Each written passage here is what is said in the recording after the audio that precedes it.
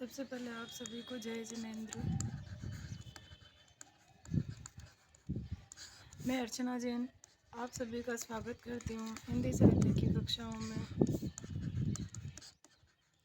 यहाँ पर मैं आपको पढ़ाऊँगी आरपीएससी फर्स्ट और सेकंड ग्रेड का सिलेबस और यूजीसी नेट जेआरएफ का सिलेबस हिंदी साहित्य सब्जेक्ट से। और यहाँ पर मैं आप सबको पहले कुछ मोस्ट इम्पोर्टेंट क्वेश्चंस बताऊंगी, लेसन्स बताऊंगी जो जो आपके सिलेबस में आएंगे वो।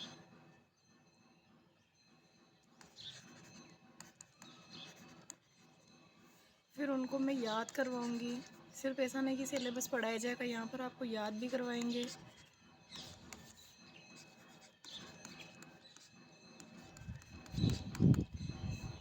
और वो भी मैं उनको अच्छी अच्छी ट्रिक्स दूंगी जिसके माध्यम से आप जल्दी से जल्दी उनको याद कर सकें, ताकि आपके मन में माइंड में ये टेंशन ना रहे कि आप कैसे याद करेंगे, कब तक आपको याद होगा, ज़्यादा टाइम लगेगा नहीं लगेगा। नहीं, जैसे मेरा लेक्चर समाप्त होगा वैसे ही आपको सारे ट्रिक्स से भी याद हो जाएंगे। और नहीं होगा तो एक दो बार आप हमारा वीडियो देखेंगे, वॉच करेंगे, वैसे ही आपको याद हो जाएगा सारा कुछ। और आज मैं आपको पढ़ाऊँगी रासो साहित्य।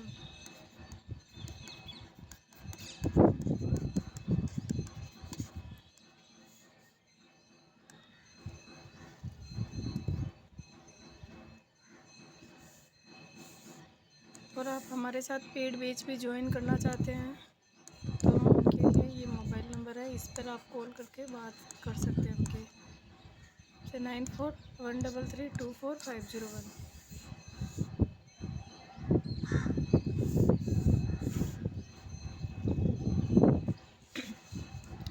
रासो साहित्य को अलग अलग विद्वानों ने अलग अलग नाम वगैरह दिया था। जैसे कि नरोत्तम दास ने बताया था रासक। रासो साहित्य का नामकरण कैसे हुआ था,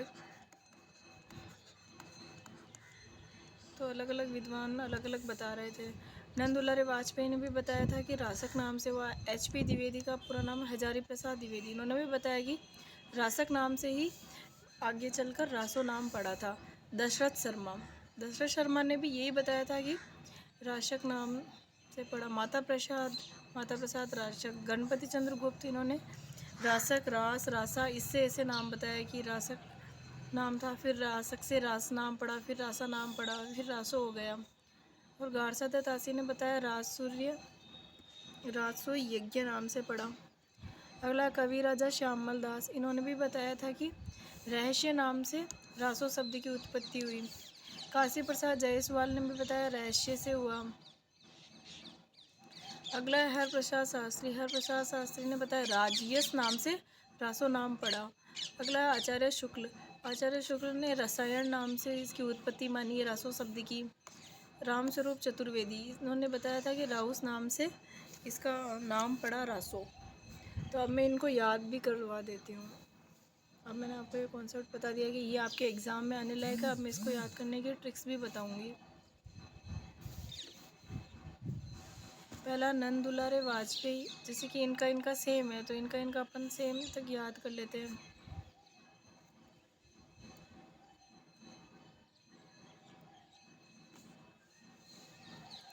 नरों में उत्तम है माता के दुलारे, अब इसे याद कर लो। नरोत्तम, इन्होंने सबने रासक बोला ना, तो ऐसे याद कर लो कि नरों में उत्तम है। नरोत्तम से संधि विच्छेद कर लो। नरों में उत्तम है नंद के दुलारे, माता के प्यारे। नंद के दुलारे कृष्ण थे और उसकी माँ के भी दुलारे थे। नरों में उत्तम है नंद के दुलारे और माता के प्यारे, इसीलिए हजारी, यहाँ से ले लो हजारी और द्विवेदी, इसीलिए हजारी और इसीलिए हजारी और द्विवेदी और दशरथ भी पूजा करते हैं गणपति की, इसे याद हो जाएगा। और रासक गाते हैं, यहाँ पे मैं लिख देती हूँ।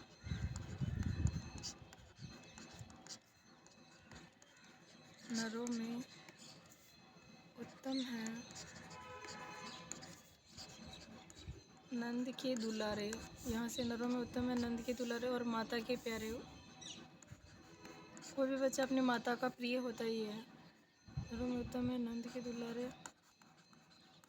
माता के प्यारे, इसीलिए यहाँ से HP से हजारी प्रसाद द्विवेदी, इसीलिए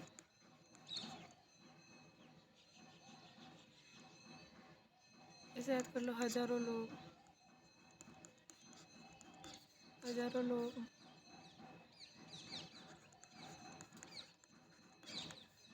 दशरथ व गणपति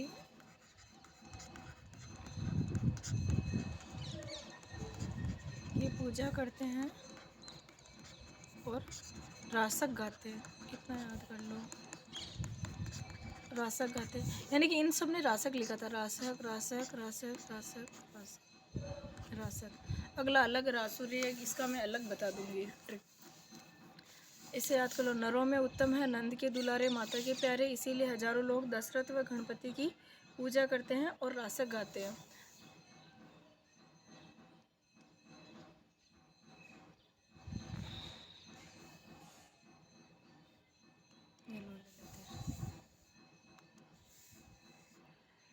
नरों में उत्तम है, इससे याद हो जाएगा नरोत्तम दास हो जाएगा। नरों में उत्तम से नरोत्तम दास हो गया। नंद दुलारे से नंद दुलारे वाजपेयी हो गया, ये दूसरा है, ये पहला था। माता के प्यारे से माता प्रसाद हो जाएगा, माता प्रसाद ने भी रसक बोला, ये तीसरा है। हजारों से HP द्विवेदी हो गया, ये चौथे नंबर का। दशरथ से दशरथ शर्मा, ये चौथे नंबर का है। हजारों से HP द्विवेदी, ये पाँचवें नंबर का हो जाएगा। दशरथ से दशरथ शर्मा, चलो ट्रिक में से आ रहा है। गणपति, ये छठे नंबर का हो गया। ये 6 तक मैंने याद कर ली कि पूजा करते हैं और रासक गाते हैं। रासक गाते से आपको याद करना है कि इन्होंने रासो साहित्य की उत्पत्ति रासक सबसे मानी है। इनकी ये 5-6 ट्रिक्स है जो मैंने बता दी थी आपको। अगला है 7वां, 6 की हो गई, ऐसे 6 और है। कुल मिलाकर 12 विद्वानों ने बताया कि रासो शब्द की उत्पत्ति कैसे हुई। तो अगला है गारसा द तासी, यहाँ पे थोड़ा स्पेस है। गारसा द तासी वापस लिख देती हूँ। गारसा द तासी, चंद्र बिंदु के ऊपर बिंदी भी नहीं है। गारसा द तासी ने बताया था कि राजसूर्य यज्ञ नाम से हुई थी। तो अब इसको याद करने के मैं ट्रिक भी बता रही हूँ। जैसे कि गारसा से बना लो घाई, ऐसे याद करने के लिए ट्रिक है। गाय को चारा सूर्य आने पर देते हैं। जब सूर्य उदय होता है, रात में तो कोई भी इंसान नहीं है कि 11-12 बजे 2 बजे से गाय को चारा खिला रहे हैं। सुबह 5 बजती है तभी देने जाते होंगे, 5-6 बजती है तब। गाय को चारा सूर्य आने पर देते हैं। ये इसको याद करने की ट्रिक है। गाय को चारा सूर्य आने पर देते हैं। तो गारसा द तासी का हो जाएगा रासूर्य यज्ञ। एग्जाम में पूछ लिया जाएगा गारसा द तासी ने किस सबसे रासों की उत्पत्ति मानी है, तो आपको रासूर्य यज्ञ में इधर ऐसे मिलाना। अगर इधर 3-4 दिए जिसमें वो मिले उसी में मिलाना आपको। माता प्रसाद का पूछ ले तो वैसे ही रासक आएगा। अगला है कवि राजा श्यामल दास। कवि राजा श्यामल दास ने बताया था रहस्य शब्द से रासों की उत्पत्ति हुई थी। और अगला है काशी प्रसाद जायसवाल। काशी प्रसाद जायसवाल ने भी बताया था कि रहस्य शब्द से उत्पत्ति हुई। तो अब इनको याद करने की ट्रिक है। यहाँ से कविराज समझ लो, काशी से काशी प्रसाद जायसवाल, कवि का रहस्य काशी में है। यहाँ पर तो मैंने इसकी ट्रिक पहले ही लिख दी थी PPT बनाते वक्त आप लोगों के लिए। कवि से कवि राजा श्यामल दास, काशी से काशी प्रसाद जायसवाल, इन दोनों ने बताया था कि रहस्य शब्द से रासों की उत्पत्ति हुई है। अगला है हरप्रसाद शास्त्री। हरप्रसाद शास्त्री ने बताया कि राजयस नाम से रासों की उत्पत्ति हुई थी। तो इसमें याद करने की ट्रिक बताती हूँ। हरि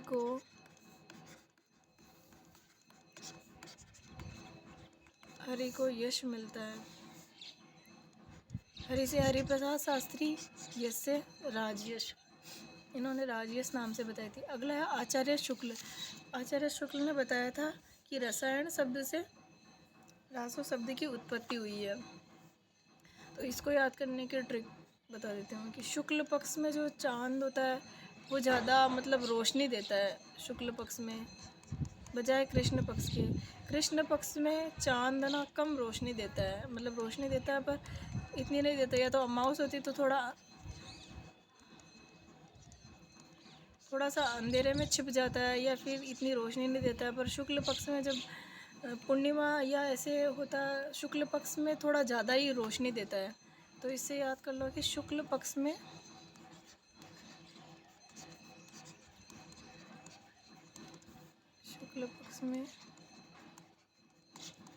चंद्रमा का ज़्यादा रस बरसता है।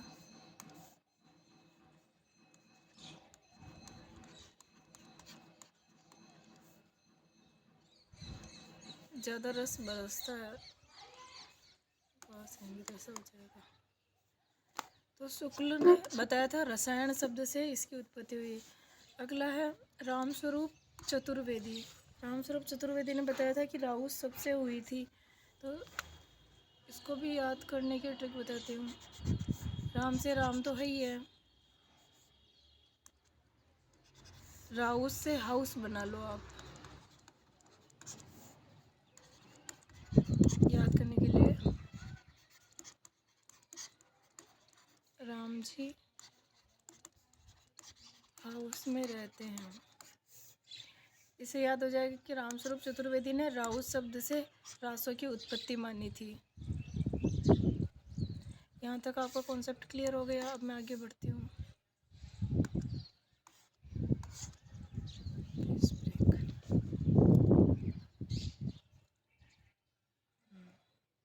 अगला है पृथ्वीराज रासो। जो 12 रासो थे उसमें पृथ्वीराज रासो प्रमुख माना जाता है, और उसमें ऐसे पूछ भी लिया जाता है कि मिलांचन के क्वेश्चन आते हैं एबेसेदे वाले ऑब्जेक्टिव, तो उसमें पूछ भी लिया जाता है कि पृथ्वीराज रासो को प्रमाणिक मानने वाले कौन कौन से कवि थे, और अप्रामाणिक मानने वाले पृथ्वीराज रासो को तो कौन कौन से कवि थे, इस बारे में भी पूछ लिया जाता है। तो यहाँ पर मैं उनको भी याद करवाऊँगी।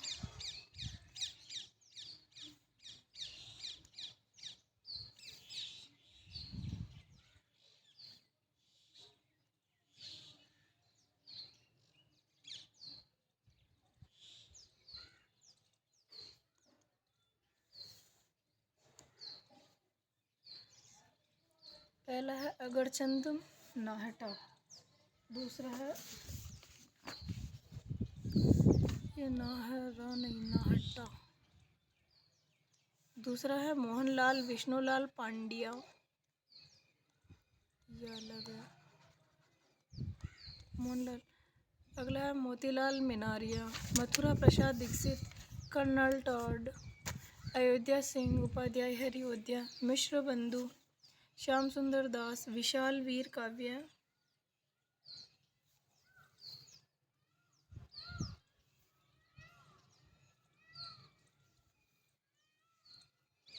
विशाल वीर काव्य नहीं है, श्याम सुंदर दास ने इसको विशाल वीर काव्य कहा, पर विशाल वीर काव्य नाम का नहीं मिलता है।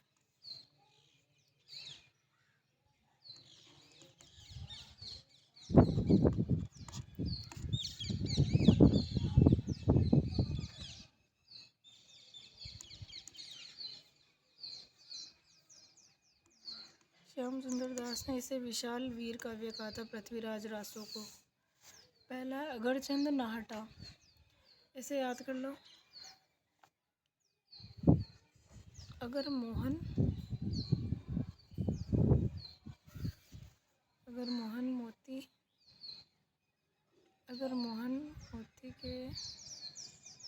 मोती लाता है मथुरा से तो कर्नल को नहीं देता है, अयोध्या ले जाकर अपने बंधुओं में बांट देता है, वहाँ पर श्याम भी उपस्थित होता है। इसे याद कर लो। ये पृथ्वीराज रासो को प्रमाणिक मानने वाले की है। अगर मोहन मोती मथुरा, अगर मोहन मोती मथुरा से, अगर मोहन मोती मथुरा से लाता है तो वह कर्नल टोड को नहीं देता, क्योंकि कर्नल विदेशी नाम लग रहा है, बाकी ये सब भारतीय नाम ही लग रहे हैं। तो वह कर्नल टोड को नहीं देता है।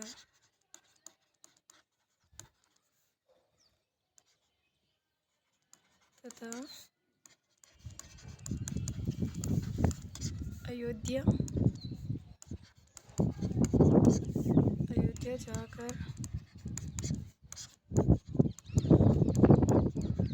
जाकर अपने बंधुओं को बांट देता है। वहाँ श्याम भी होता है।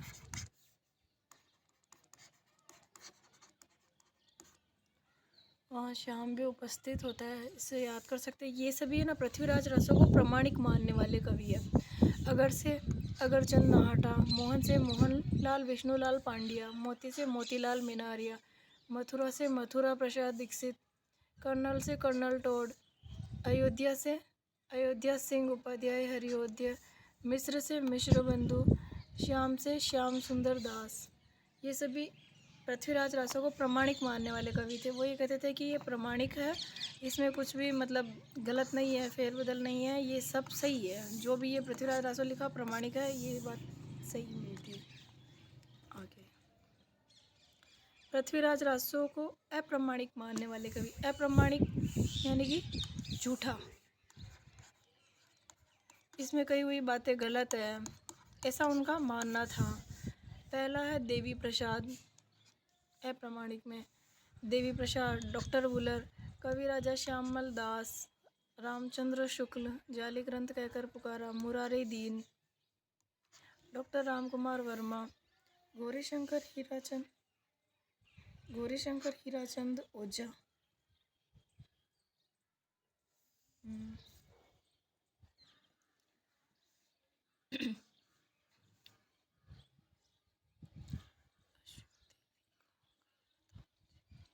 देवी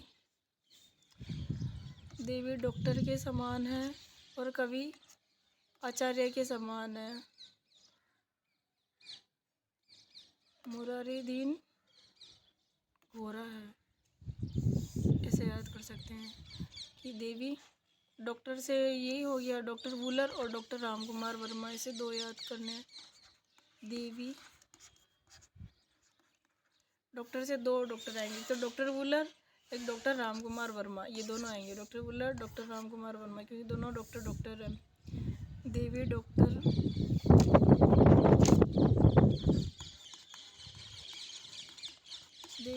के समान है।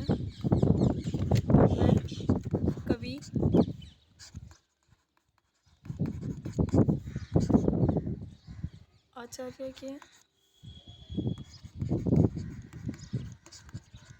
आचार्य के समान। इनको याद करने की ट्रिक है, मैंने पहले बताया था कि मैं आपको ट्रिक्स भी बताऊंगी जिससे आप जल्दी से जल्दी याद कर सकते हैं। कवि आचार्य के समान है तथा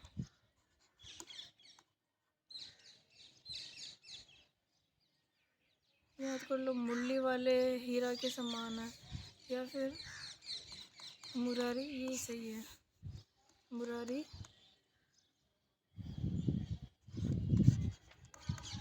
गोरा है, वह हीरे के समान है, ऐसा भी याद कर सकते हैं।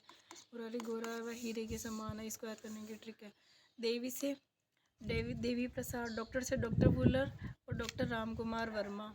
इनमें क्रम तो रखना ही नहीं है, क्योंकि ये तो कवि है, कौन प्रमाणिक मान रहा है, इसमें सन पूछ ही नहीं रहे हैं। तो अगला है कवि से कवि राजा श्यामल दास, अगला है आचार्य से आचार्य रामचंद्र शुक्ल, मुरारी से मुरारी दीन, गोरा से फिर हो जाएगा गौरीचंद हीराचंद ओझा। ये प्रमाणिक मानने वाले, इनको आप एक दो बार पढ़ोगे तो आपको वैसे ही याद हो जाएगा। अगला अर्ध प्रमाणिक मानने वाले कि उन्होंने ये माना है कि जो पृथ्वीराज रासो लिखा गया है चंद्रवरदाई ने, इसका लेखक कौन था? चंद्रवरदाई। तो उनका ये मानना था कि ये जो न तो पूरा प्रामाणिक है यानी कि पूरा सत्य है और ना ही पूरा असत्य है। तो उन्होंने इसे बोला है कि ये आधा तो सच है और आधा झूठ भी है, आधा आधा माना था इन्होंने। यानी कि कुछ तो थोड़ा सा सत्य बात कह दी, कुछ मनगढ़ंत, या तो पात्र काल्पनिक उठा ले, थोड़ी सी कथा अकाल्पनिक, थोड़ी सी काल्पनिक, काल्पनिक अकाल्पनिक, ऐसे ही थोड़े से इतिहास में पात्रों के नाम मिलते जुलते हैं और थोड़े से नहीं मिलते जुलते, थोड़ा सा खुद अपनी मन मर्जी से लेखक ने डाल दिए, ऐसा इसका मानना था।